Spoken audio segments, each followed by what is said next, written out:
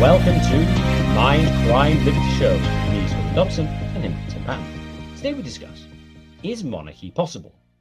Now, you might be thinking, well, of course monarchy is possible. We've had monarchs in the past. But have we ever really had a single ruler?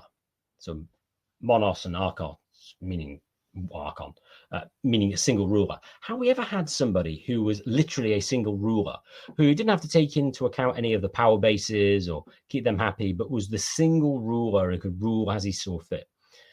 The reason I'm interested in this is some of the sort of pro-monarchy, anti-democracy writings by sort of Curtis Yarvin, to some extent Hans Hopper, especially Yarvin with the idea of the CEO sort of ruler.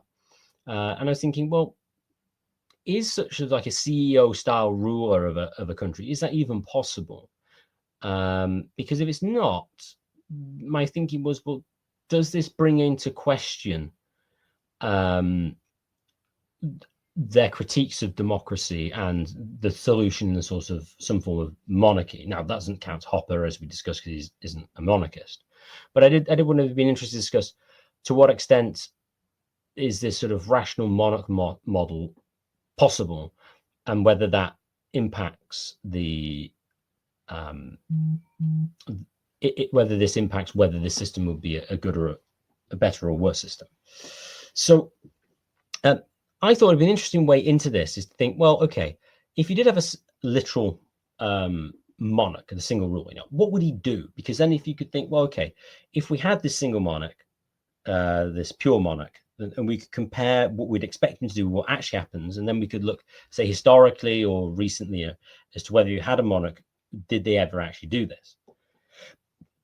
So I had a thought about this, and it seemed to me that the monarch would clearly be a man. He'd be basically the king, and he would attempt to maximize his own power, his prestige, pleasure, and money. That would be what he'd want, because they look historically at kings. Well, that's what they'd want to do. So he clearly want, maintain his power. So you need to have a strong standing army. That would make sense. This is kind of going to the Hoppian position. He's going to want to generate tax revenue to fund himself and to a lavish lifestyle, but he's not going to want to do this onto a massive scale, at least in the short term, because that would reduce the amount of income he would generate in the long term, because there'd be less economic activity. You'd also, I would expect him to engage in relatively cheap intervention, cheap forms of taxes, things like tariffs and property taxes, ones that don't require a big bureaucracy, because why would he want to have a big bureaucracy when the goal is just to extract the money? That'd be a waste. Now, there may be other reasons having bureaucracy to keep control of the population, but per se, that's not going to be something that would be a good idea. So things like income taxes seem to be something that the pure monarch is unlikely to engage to impose, unless, of course, the other methods don't generate anything tax. So that's a side issue. The monarch, I think, would want to have his own sovereign currency because he can inflate, because inflation is a cheap way of finance. And so he's going to want to do that. So some form of central or national bank is probably going to be in the interest of the monarch. That said, historically, it does seem to be the case that the central banks were kind of a device of the bankers that they sold to the monarch, rather than the monarch thinking it was a good idea to begin with, or whether he could create it. But I think that's probable. I'm pretty sure the monarch is likely, because he wants to project his own power and prestige, control over the education system is of some description is likely to be in his interest. So he can propagate, so promote orthodox history and things, and for the great nation and for the good of the monarch. I mean, that would be something the monarch would probably want to do. He probably has less interest in healthcare, unless he was some sort of health moralist, in which case he might want to. So he could create a nationalized one in that case, depending on the price. But having some sort of state-funded, or at least heavily subsidized state-run education system is something likely he'd want to do. Whether he'd outlaw private, I mean, that might be difficult, especially in a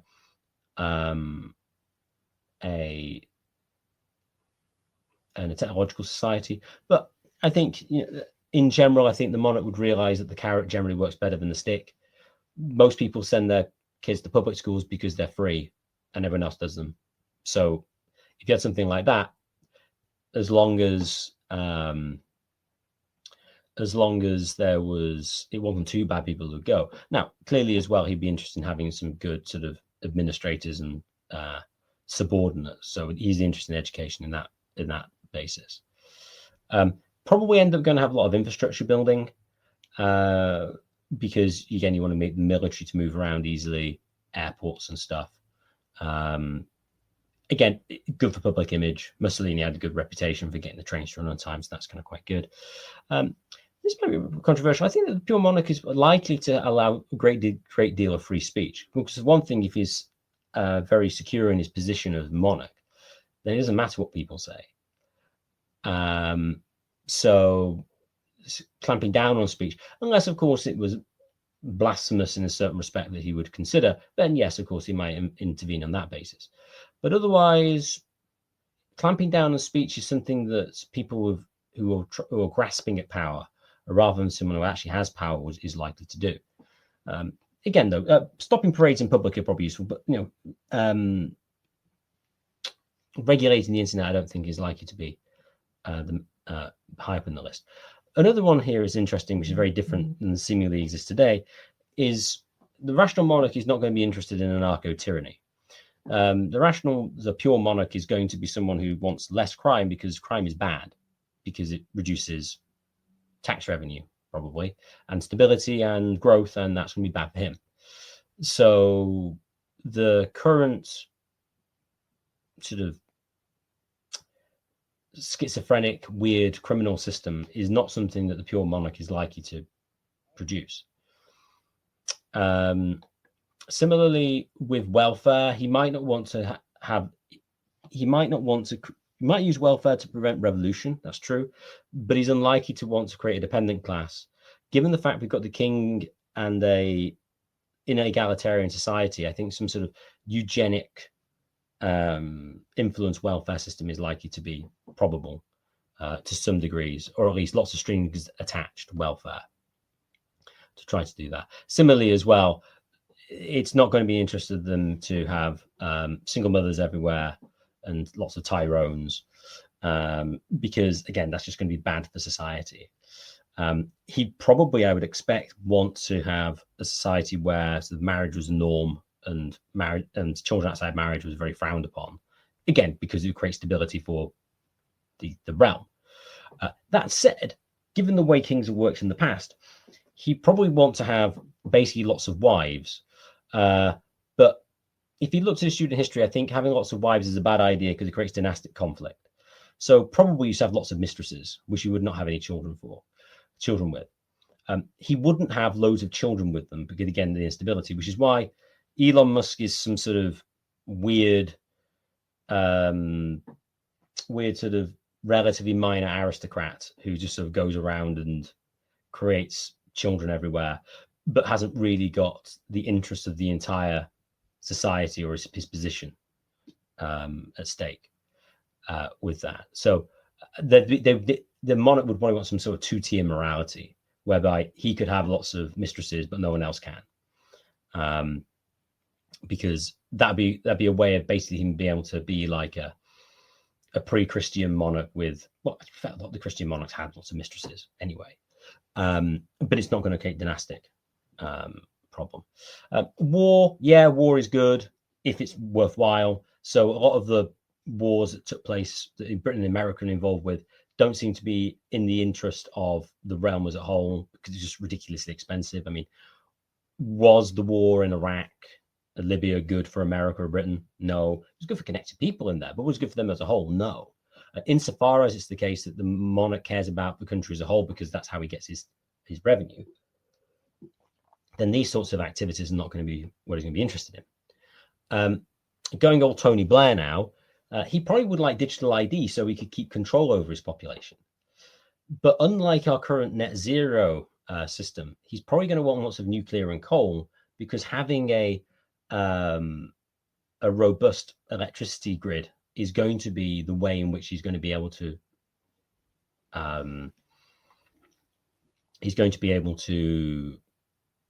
enforce and run this sort of digital system. So that's kind of what I would think the pure monarch would probably want to do. I mean, if he was that, and I do think it's an interesting way of thinking about things in certain respects, because, and I mean, maybe my judgments on certain of the wars is wrong, but it does certainly seem to be a benefit of at least the concept of monarchy, that having somebody who is over and above all others and looking out at the whole, because his position is dependent on how the whole performs, is quite an interesting way of contrasting it with sort of actual sort of the actual existing political situation as it stands. So, Tim, first question: do you think that the pure monarch, in sort of like I kind of assumed a technological society of some degree, would act similarly to the way I've described, or do you think he's likely to behave somewhat differently? A pure monarch might be. I guess it goes back to like the why the worst get on top versus, which is sort of Hans Hoppe's point in our previously recorded episode on is Hoppe a monarchist or is he an anarchist? I think one of the problems for democratically elected leaders is you can potentially select for the worst. Why the worst get on top. The question to me regarding the question of monarchy is how is the monarchy formed?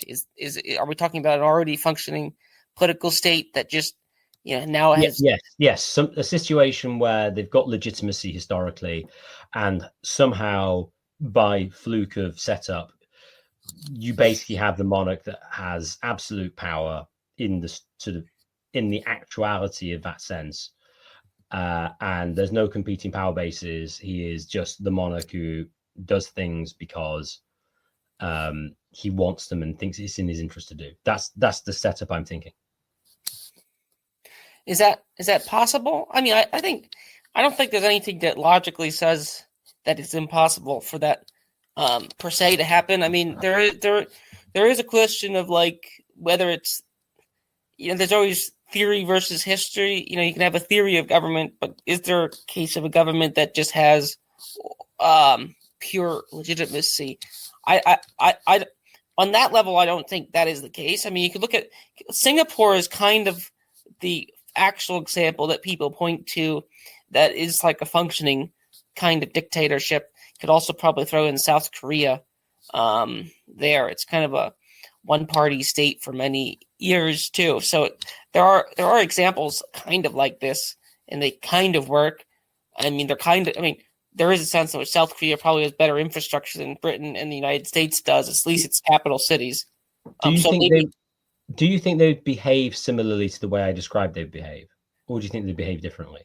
Because what I'm interested in is how different would, if you did have this system, how differently would they behave from the current system? Because it seems to me, the way I've described it there, that's quite different for how the current Western European political systems operate, which aren't monarchies in the pure sense. Would they behave differently? I think this is a question of psychology.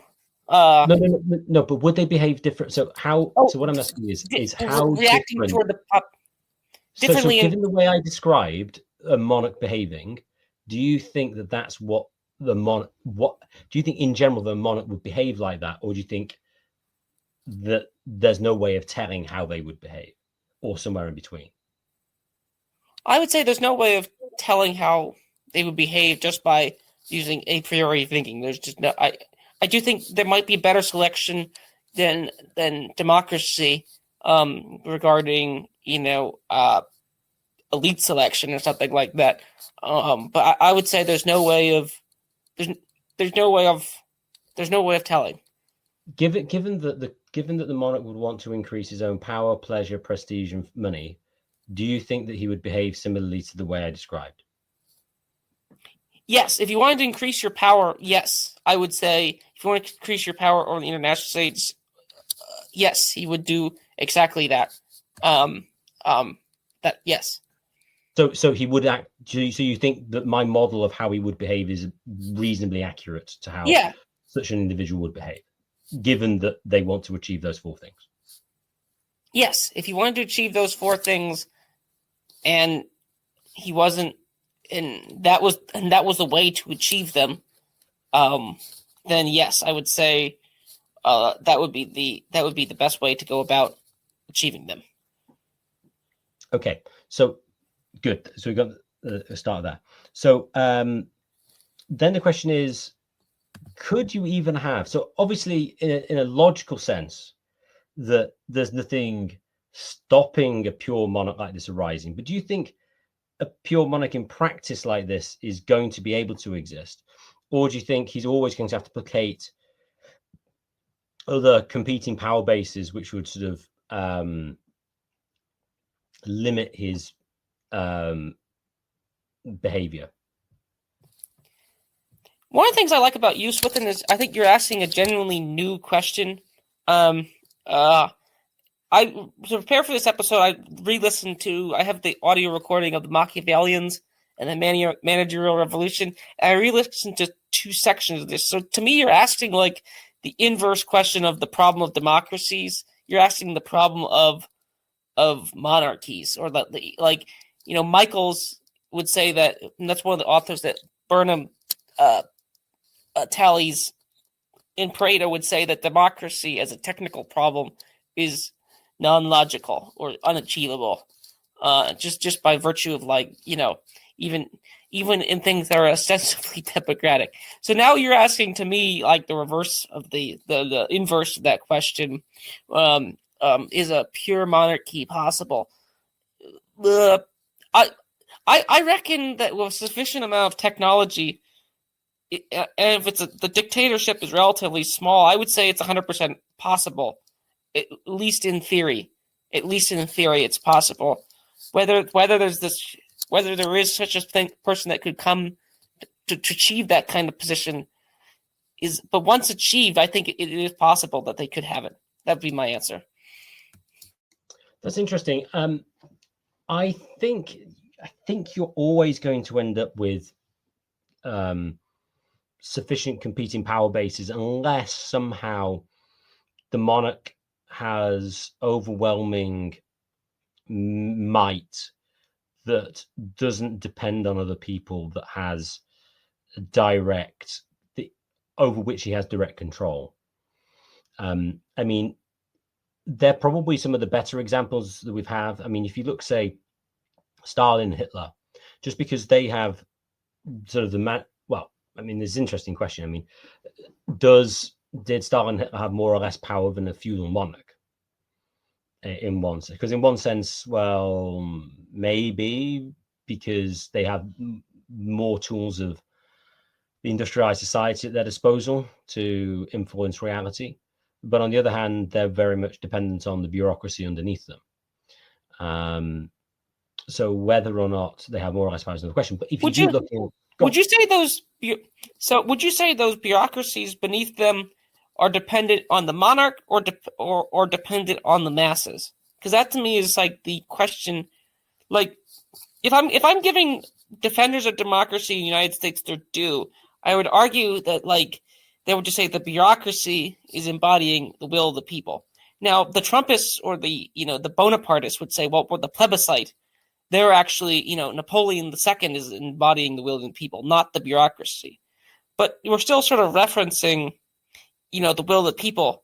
But like if the monarch, if both the bureaucrats and the people were dependent on the monarch as the sort of central figure in this thing, as the go-man for all things, then that could be possible as a theory. Whether in practice a regime like this could be constructed. I think we might need a year zero type of thing to construct this. Maybe it's impossible. But I think it's plausible that, because like in America, at the end of the day, the bureaucracies in the Soviet Union was to some extent an extension of the labor movement, which was at least vaguely democratic there. Would you agree? The labor unions were democratic. Is that what you? Democratic in the sense that they're not in the Vilfredo Pareto sense. No organization is fully democratic. It's not like Lenin consulted everybody, but democratic in like the colloquial sense that it's more democratic than the Tsarits. The Tsarits were in theory autocratic. In practice, in practice, the people of the Russia thought that the monarch would just come and save them. And Richard Pipes discussed this in the Anshan regime in the Old Order, that the peasants actually were kind of like, they liked the monarch in a weird way. Which is one of the reasons why in 1905 they protested in the capital, and the peasants, they were sort of weirded out by them getting shot at by the Tsarist secret police force, but they were just coming because they thought he could fix the capitalist problem for them of bad wages or something like that. But it probably wasn't in Tsar Niki's power to actually fix the labor conditions. So in that regard, the monarch was unable to actually have the power to. The monarch was unable to. Now the labor unions and the Tsarists, the Lenin also forced workers to go back to work into the mines too. So neither group was able to actually answer the call, so to speak, and neither were the National Socialists in Germany able to answer the call of, But then Pareto would just say that's a non-logical, having a society that would be a non-logical goal. So I would say a pure monarchy is possible if you can construct the classes in a way that they're all dependent on him and not each other. Yes, I think that's true. I'm just not sure how possible that is. It seems to me that that bureaucracy I would say, sort of Stalin, Hitler, was going to be dependent on, well, I suppose you could say this is an amorphous term, more like the ruling class.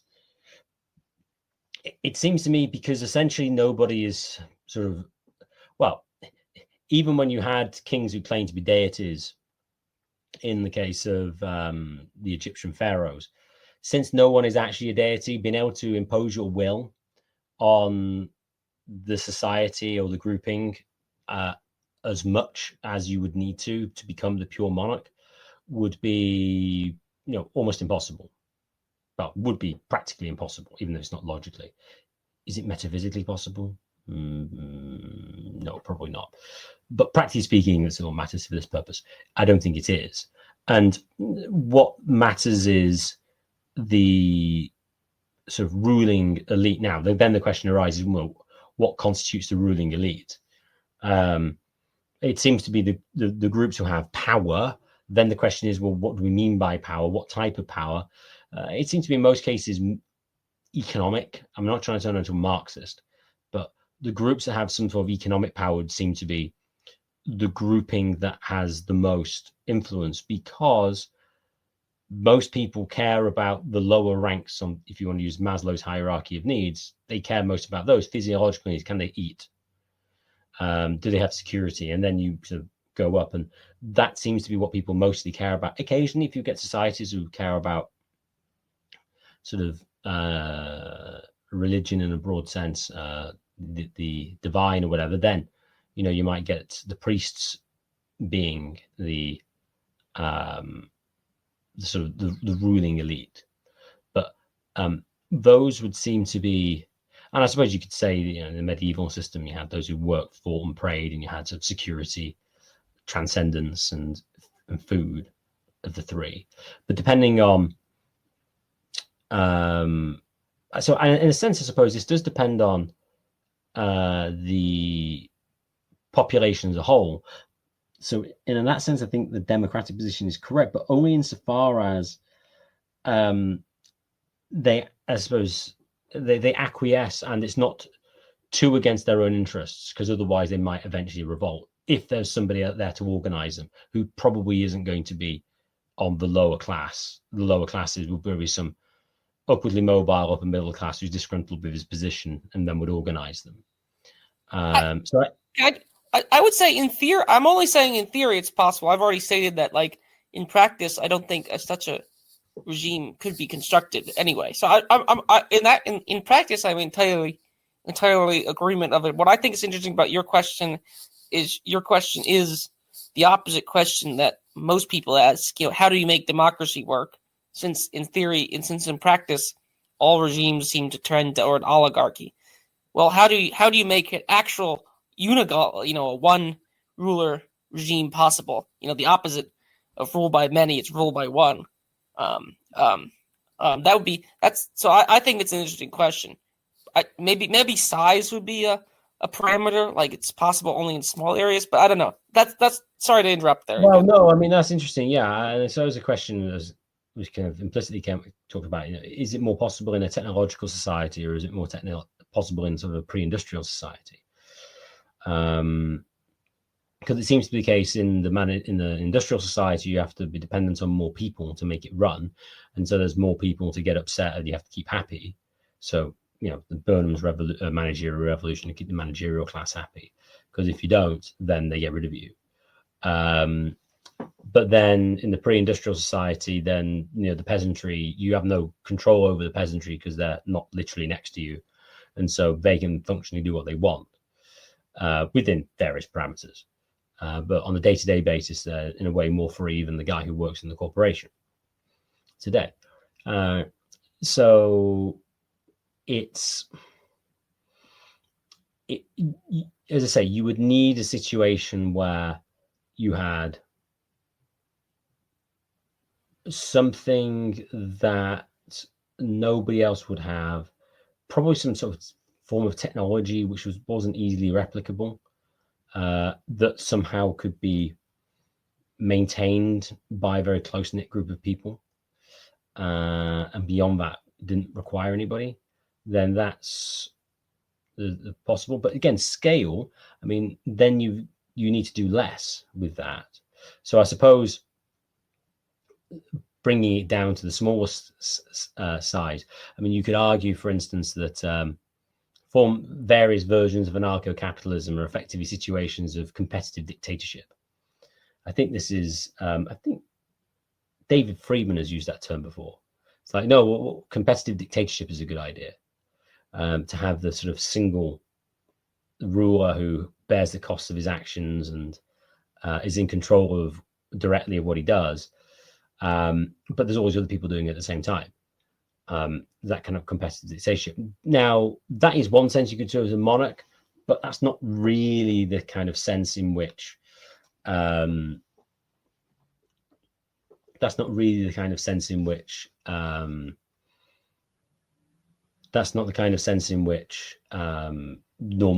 term monarchy is normally used. So I suppose then the question is this: taking sort of Yarvin's position of sort of like the CEO ruler, do you think that the sort of CEO ruler, as Yarvin articulates, is likely to be more like a CEO as we see them today, or is he more likely to be like a sort of ruler like Hitler or Stalin, who had to keep together competing power bases in a way that you don't seem to have the same competing power bases in corporations, although you could challenge the premise and say that they do exist. So, I mean, on a historical note, I think both Hitler and Stalin were very concerned about his generals, because if he went out of line, then they could get upset and they might remove him. I think Stalin was concerned that they were going to basically kill him at one point. And Hitler was pretty paranoid about his generals as well. So that they seem to be a competing power base in a way that sort of the HR department or the marketing department don't seem to be in the corporation. So in practice, how similar would you think sort of the CEO monarch ruler would be to either a CEO or a historic monarch or dictator figure? In practice, I think to some extent you could say that everything's heterogeneous. That like, and in particular, guys like Stalin and Hitler are to some extent one-off historical creations. Napoleon also fits into this category too. Like, there's a way in which all McDonald's managers are interchangeable in the way that Napoleon or Stalin might just be a mixture of great man plus great circumstances that combine to create that person. So, in that way, I'm a bit of an individualist here, in the sense that, like, I do think there are super individuals, for better or for worse. You could say they're all their developments are negative or something like that too. You could take that role here. But when it comes to corporations, do CEOs rule like, I know, King Louis? And in some ways, I don't. I think it's just a bad.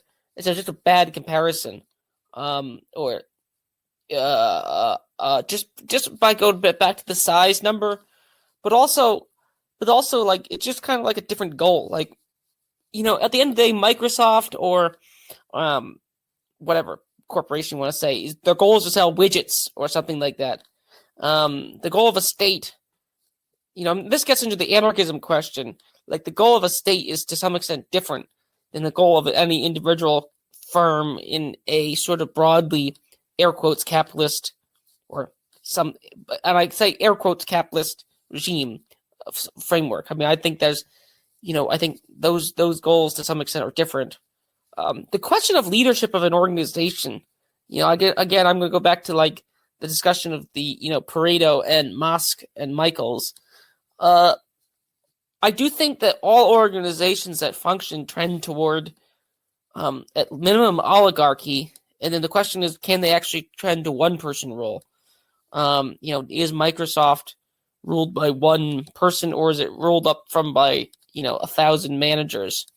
But then who rules the manager? Well, is that ruled by one person, or is that ruled by 1,000 managers? Or do each individual worker just acquiesce and sort of rule in that way?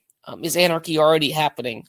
I don't know how to answer these questions here regarding this. I mean, that's one of the reasons why I have that's one reason I have a podcast. I want to some extent answers, or at least think about what an answer would look like.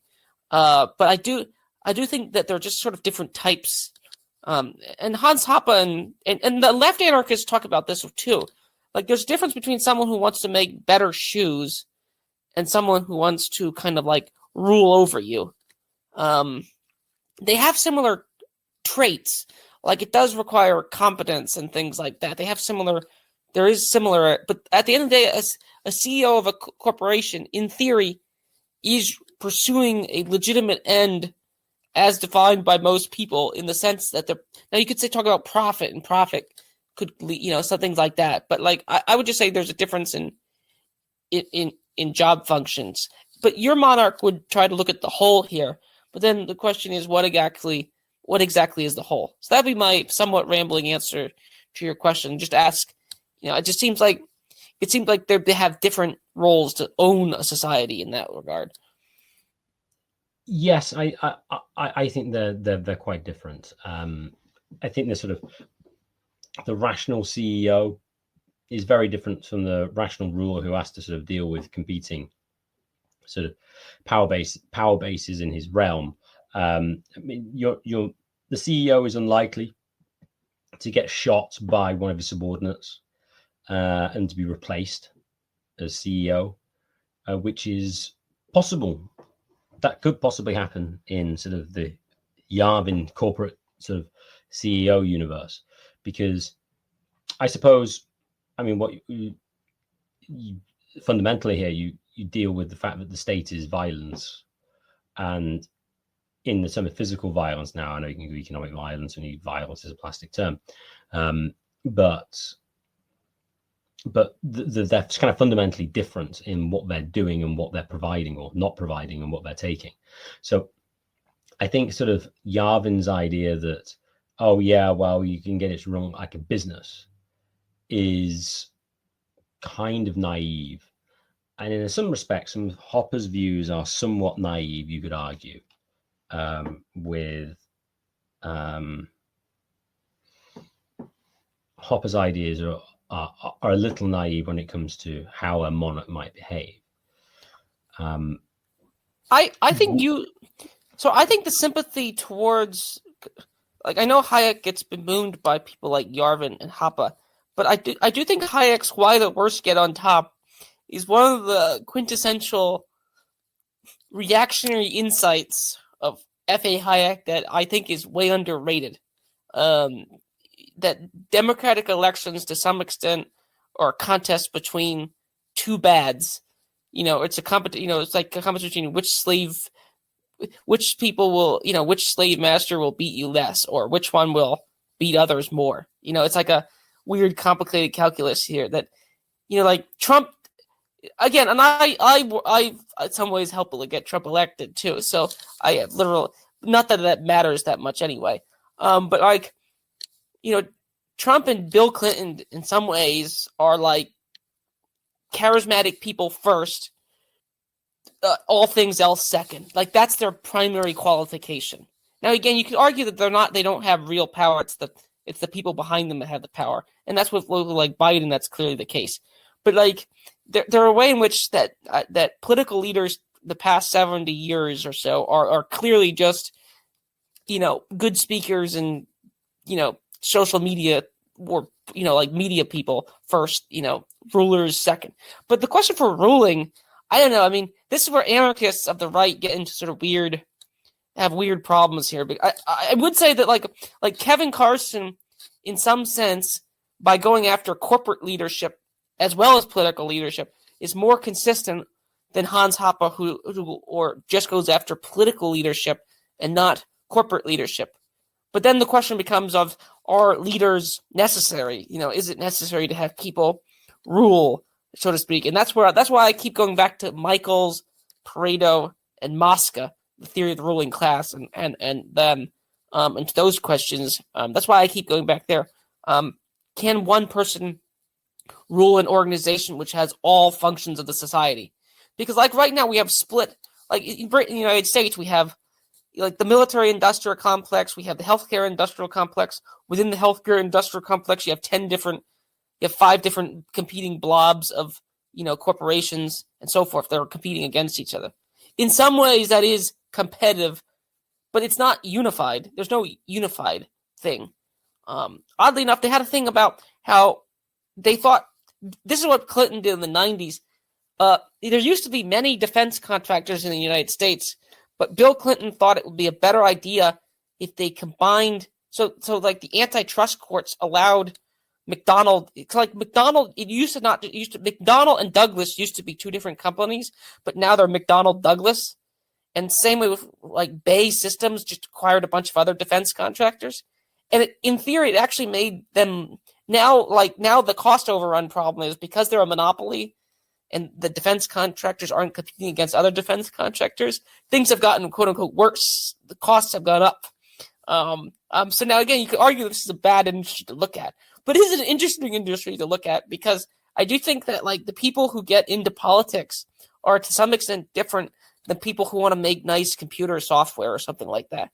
Like Steve Jobs' story is essentially, like the founders of like consumer product companies. Like I unless you think the technology is just distracting and terrible, like someone like Ted Kaczynski or Rick Story, even not that Rick Story actually holds those views, or Todd Lewis. Again, it's disputed whether these people actually hold those views. All consumer goods have a useful function that if the anarchists are right, government doesn't. That would be my comment. I mean, I do think that security matters, but the question of like, can security be provided in legal frameworks be decided without an organization like the pomp and circumstance of a government is a good one. You said you don't want to be a Marxist. I said, well, I mean, I think it's Marxist. I'd say like some of Marx's goals are like reducing the rule of man distribution of things. I'm not entirely opposed to that. In some ways, capitalism already does that, which is one of the reasons I think some people on the Catholic right dislike capitalism. That'd be my comment. It's a little long-winded, but again, I think there's just a difference between private companies and what the government does. Whether we'd still need a government is the question. Going back to your point about having sort of different bases, I mean, that seems to be and different contractors and things. That seems to be how sort of the current government runs. There seems to be a group of connected people who just do things in their own interest, which are detrimental to everybody else. I mean, the obvious example I like to point out here is the green energy movement, which seems to be just a way of enriching themselves at no real benefit to anybody else other than them. And then it seems pretty obvious that anyone who wants to rule efficiently but having a massive bureaucracy is a bad idea. Yet the bureaucracy somehow has got its own power, and then it's going to try to preserve it. So you have all these sort of individual behaviors that seem to make very little individual sense. Now, I suppose you could argue that the support for sort of like single mothers and whatever is one that's good because it prevents a competing power base against the state. That is intact families who are kind of robust and not dependent on them. So you could make that kind of claim, but it would seem to be that, well, the way I see a lot of the way the power bases work in society today, it's very much a negative sort of leftist position. That what's happened is these organizations have come into existence, and what they're trying to do is just to knock down what previously existed. As it were, they're trying to get more toward year zero so that they can then manipulate it.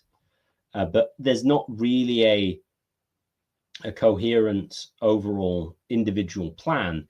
It's just sort of these individual groupings who want to increase their own power by delegitimizing aspects of the older sort of, I'll say, the pre-20th century order.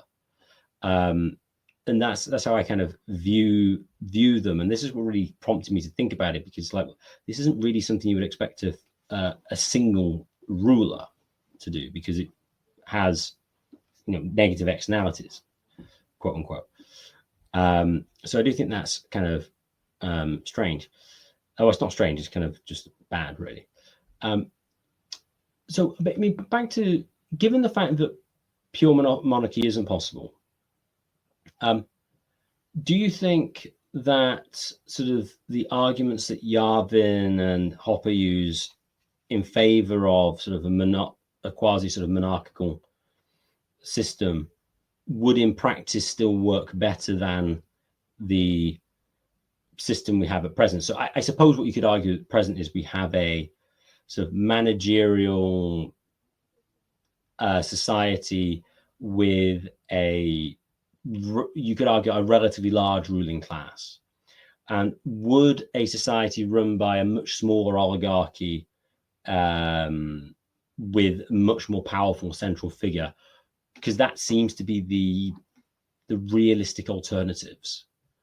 Do you think that the pros cited by Yarvin and Hopper are actually as beneficial as they are vis-a-vis, well, beneficial as they claim they are, given the fact that that's the system you're likely to have? There was an old article just on the side of this on a guy we had on a long time ago, who was called James Lawrence, who had a good article saying how basically the democracy as we currently have it isn't really democracy in the way people claim it is. It just means you have a very large ruling class. The power is more dispersed, but there is still the ruling class is just a lot bigger and it encompasses more people. And that's sort of how the sort of quote unquote democratic managerial society works.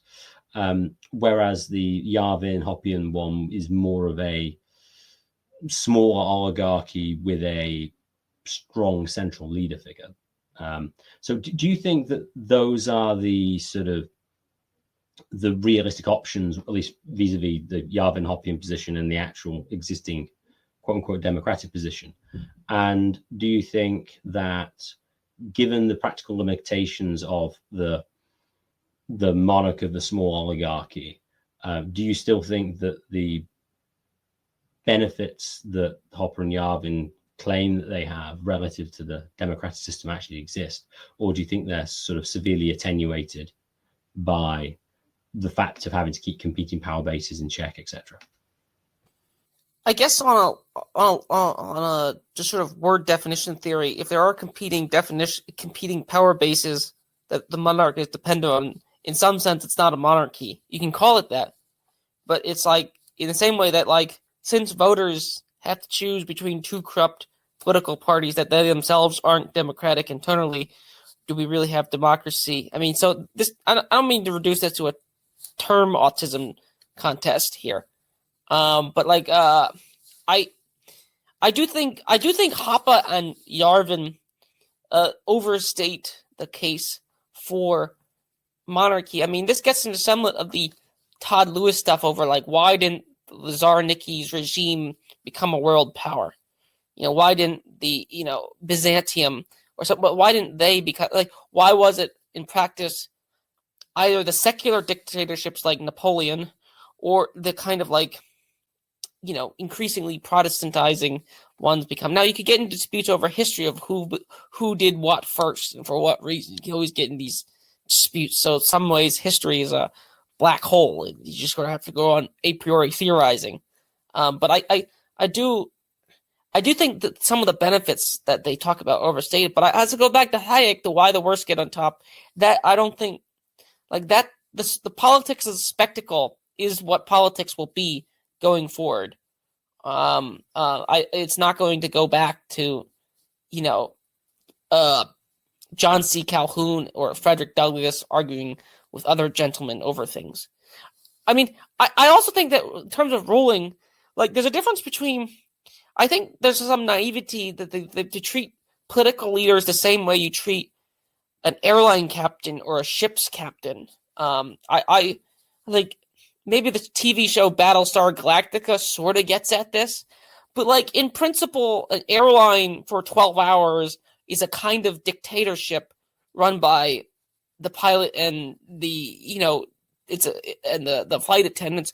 But if that were to remain society forever, like then the pilot's actual power, like does the pilot have any role on the sexual mores of the passengers in the 12 hours? Well, I mean, it is a crime to be indecently expose yourself on an airline, but like the airline pilot and if there's an air marshal, they don't really have. It's just like a 12-hour babysitting service. It's not, and it's over in 12 hours. But I think there's a sense that Hoppe and Yarvin kind of think that why can't we run society that way? And I'd go back to the rental versus owning thing. Like in a weird way, you could argue that the people that like in the way no one owns society. Like that's the real problem there, that no one owns society there. So you can solve behavior issues for 12 hours, and have it, but like no one's deciding on where the plane's going. Like that was decided beforehand. So these other questions, which are what Chris Catrone would call politics, I mean, which you can call an icky word, but like, this is where, this is also the Machiavellians author will criticize Dante. He starts off making fun of Dante. But like Dante, in this regard, he's a typical Catholic writer in the sense that he's talking about the ends and means of things, So like those type of goals, are very relevant to all sorts of people. Like, what are we here for? What's the good life? What's how much time is spent in leisure? I mean, it is the case that an airline is a kind of, or a ship is a kind of dictatorship for a period of time. But in that way, society is very much different than that. So I would say that's the big naivety of. Now I agree with the critics of democracy in the sense that most people are passive, partly by ability, but also partly by like the fact that their actions don't matter. And I also agree with the critics of democracy in the sense that the worst Bill Clinton or Trump, for better or for worse, will be the type of politicians that we'll probably select for, or creatures like Lindsey Graham or Nancy Pelosi. I mean, that's the other creature, or Mitt Romney. Those are the other creatures that you can select for in a democratic system. Severely boring people. But like the CEO, like, I mean, as much as you can read Kevin Carson, there's a way in which what Steve Jobs does, or the founder of McDonald's, the restaurant business, like they are a good product, or the founder of Disney. Like Disney World, you may think theme parks are degeneracy or whatever, but there's a way in which those are good products. You can argue whether, and this goes back to Dante and these other authors, which Hoppe sort of references, but then again, Hoppe is this sort of secular materialist in practice, in his political thinking, which is again is the same with the Marx. So that's what my comments regarding like the naivety of them is. Maybe we have to bring back people like Dante and Dostoevsky and all these other, and you like these kind of ends and means thinkers, Swithin, like what is the end of marriage, or what is the end of government, or whatever. But I would say government is just a different government, as people could use the word government, is just a different thing. So Trump is just a different leader in the way that, like, Bob Iger of Disney World is. You could say Bob Iger is making bad decisions for Disney by making it woke, but that's very much different than like what the direction of society is. That'd be my long comment there, Swift. Sorry for the long comment, but that's my answer. It's an interesting one. Recently I was thinking I've seen quite a few gangster TV shows and films, and actually more looking at think, this is kind of just politics, and because the same things take place. They fight over the gangs. I mean, when you have an organized crime gang, I mean, is it really much different than attacking another country? Because a lot of the time they have the similar sort of views of the civilians and soldiers, and who's in the game and who's not in the game, who's a legitimate target and who's not. So it is kind of similar. So I do think they're more rosy than they should be. Although I do think that the sense of ownership does mean that you're likely to have a more rational policy in the long run. So for instance, let's take someone, I don't know if you've seen Game of Thrones, but someone like Tywin Lannister would be sort of the rational sort of ruler in like the Machiavellian sense. Yes, he needs to put down competing power factions. He's got to make compromises when he needs to, but what he cares about is his family more than anything else. But by extension, the realm matters for that because they're obviously kind of in it, and having that sort of individual with substantial power does seem to be a stabilizing force, especially if that power can be sort of inherited. So I think that some of the arguments, especially Hopper users, are decent, but I think Yarvin overstates the case. And I think the fact that you can't actually achieve the pure monarch means that even if in theory it sounds quite nice, because I think the way I described the pure monarch kind of be an okay guy, all things considered, compared to current political systems. He's just probably not going to exist. And so if you can't achieve that, then is there any point trying to achieve a goal that's not achievable? To which the answer is no, probably not. So because it's not like, we want to be more moral. It's like, okay, it should be more moral so that you become ultra moral. It should be moral, assuming we both have a common set of what moral is. But in this kind of functional sense of having to be the pure monarch, and it's like, well, things are going to cock up massively until we attain this god ruler state, then it's kind of like, well, don't achieve it. What you need to do, and to be fair, this is the Hoppian position, it's a decentralization position. And actually, as you point out, you could sort of functionally have these sort of competing small monarchies, which in a sense is what Hopper says he defends. But again, his understanding of monarchy is somewhat plastic. So I still think there's value in it, but I think the sort of technocrat CEO, absolute ruler of the Yarvin universe is not possible, and for that reason is likely to end up, if you're trying to get there, you're probably just going to arrogate more power to lots of different competing power bases, which is kind of what's happened in industrialized society. Do you think my example of like a ship's captain or an airline pilot is a good analogy of like what I'm not going to call them atheists, but like what secular materialists think government, like it's same with the Marxists have the same thing. It's like they just view society like we need to organize the food better or organize this, that thing better.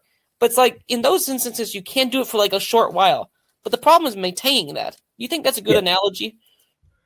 I think that so I took your analogy to be like that of sort of like an absolute ruler. Is that what you were making the analogy to be, or that running society is merely just like running an airline? In the sense that like you can only you as a customer, you're only on the airplane for 12 hours or whatever the length of the flight is. But as an employee, you go home also. like you also go home, and you don't decide where the customers, in a sense, decide where the planes go, and then the people just have to. The professionals are only there to provide the technical skills to get. Oh yeah, yeah. Oh, that's definitely how it's in their theory they see it, but I think they're double-minded because when you drill down to them, what they really want to do is to control what the lumpen masses do because they think that they're unenlightened and they need to be enlightened by them. That's at least a very progressive modern position to hold. But yes, that's how they like to think. Oh, it's just a technical problem, to move society forward. Yeah, I think that's true. But that also is a problem for the right too, because the right will sometimes appeal. Like we did an episode on "Is War Popular" with Keith Preston, and I think it's an underrated point that like, even in both Tsarist Russia and Bolshevik Russia, people signed up for the military. Again, you could say that's false class consciousness, or you could say that's, the Tsar was a good person or something like that. But like, you can't. The masses do hold views, which, like and Mises himself admits that there'd be no opera if there weren't state subsidies, for example. That's a crass example, but like there are all sorts of things which, religion is probably not as popular historically on the mass level. And the reason we know this is that people were kind of illiterate. Now, again, you get into the basic question of like, what's literacy? But it's quite clear that no one in Russia was like a double predestination Calvinist, or for example, no peasant was that. I mean, that's one thing that's quite clear. So in that's a cottage example I brought up. But there is a way in which I do think that the question of ruling is a weird question. It's one thing for a father to rule over his dependent young children or mother to rule over dependent young children who are helpless. But once they become adults, like if you would continue to treat your children the same way that you treat them as when they were 4 or 8 or 12 even, or 16, I mean, that's actually where a lot of conflict happens. Albert Mohler's invention of teenagerhood. A lot of conflicts between parents and children seem to happen when the children are functionally able to, at least in theory, rule themselves, yet are still legally under their parents. So that'd be that there is a good analogy, I think. I think ruling adult males or females is a different category, like than just ruling. So a monarch in a way treats the subjects like the parent treats their children, which is a problem of governments, not just monarchs. But political parties do so too. So one solution is just to go full Kevin Carson, I think, and just go full political and economic left anarchism. I mean, that's one solution to Curvis Yarvin and Hans Hoppe. But the other solution would be to take their insights and recognize that people do have like autocratic tendencies, and to say, well, we just need better leadership selections if people want leaders. So in that regard, I think having elections for leaders is just kind of a weird thing. So that's where I go back to. The strength of both Hoppe and Moldbug is their idea, or Yarvin, should call him by his real name. That like the way people select leaders today. I mean, the defense of capitalism is that like businessmen are in theory better off than just democratically elected yokels. Although I don't know, maybe we should just have lots to select. I mean, that's to me is underrated. We should just have if society needs leaders, maybe we should just have lots, or like a random donor generator to pick. If people want leaders, if people for whatever reason think they need leaders, or we have to have decisions made by leaders, maybe the real way is just to have them selected randomly. Maybe that would be the best way to have elite selection. Not Sean Gab has entered the chat. I know. You told me that before. That's kind of interesting. Yeah. He thinks the sortition stuff of Athens was a very good method for doing this, which is interesting.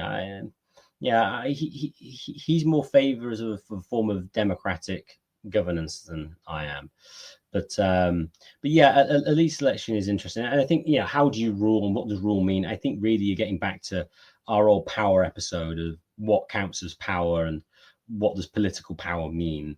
I think that's... Do you think it's fair to say Kevin Carson is the opposite of opposite in terms of like Kevin Carson goes after both political and economic power in a way that like Hoppe only goes after just. I mean, Hoppe will talk about this or that IP, but in Hoppe general, will not go after, in a practical sense, the current economic structure in the same way Kevin Carson would. I would be interested to see if you're aware of any sort of Hoppian style or right Rothbardian economists who would attempt to deconstruct the current economic power base and see to what extent it's legitimate or otherwise. And is it really the case of Kevin Carson's position that all billionaires are evil and complicit, at least complicit or actively involved in exploitation? I will give Hoppe his credit because I don't think Carson and Gillis and people at like C4 SS won't admit that the role that their progressive lifestyles are to some extent also dependent on the state too. So in that regard, Hoppe is a corrective. I view Hoppe and Yarvin as correctives at minimum. Oh yeah, so I know that very odd. I mean, it would be interesting to do that. I mean, I suppose I think it's an ultimate goal of mine to try and be able to sort of reconstruct the what's sort of legitimate or what's not. I mean, and also even if it's not legitimate, to what extent can you say you're complicit? Because I wouldn't take the Carsonian position that being a billionaire de facto makes you complicit, at least in theory. I don't see why you would have to be. I suppose it depends on what you think the relevant range of your responsibility is. Carson is definitely goes sort of after everything. Although you could then argue that Ted K is the guy who goes after everything, really. Tim, we're over the hour now. Have you got any final comments that you'd like to make? No, I'll just one quick one. I guess I'm going to go back to the point is that if the anarchists are right, there's a difference between ruling politically and ruling over like car or milk or whatever or restaurant production. Like there's just a difference in category. If the anarchists are wrong in that we need leaders in governments, then the question is how do you select those people? And that selection problem. I do think democracy, and this is Hayek's point, selects for quote unquote not bad people, but people of less than characters. I mean, and that'd be my point there. There's if there's just a difference there. Thanks for doing this episode. It's an interesting question. No, I think that's a perfectly reasonable question. I mean, that was one of the arguments. You had property criterions and various other things, and I say I think the main thing when it comes to leaders is sort of violent power, really. But an adjacent thing is really the question of law, which I think is sort of like the rules of the game, as it were, is what matters. And violent power; those seem to be the two main things that are different than sort of making things within the system, like cheeseburgers or whatever. But yeah, interesting to chat on this. I'd also like to thank everyone for listening. If you enjoyed this podcast, please share it with your friends and family and subscribe to us on Podbean and on YouTube. The more subscribers we get, the higher we get in the search rankings and the more people can access this material. And if you'd like to contact the show for any reason at all, please contact us at mindcrime liberty show@gmail.com. That's mindcrime liberty show@gmail.com.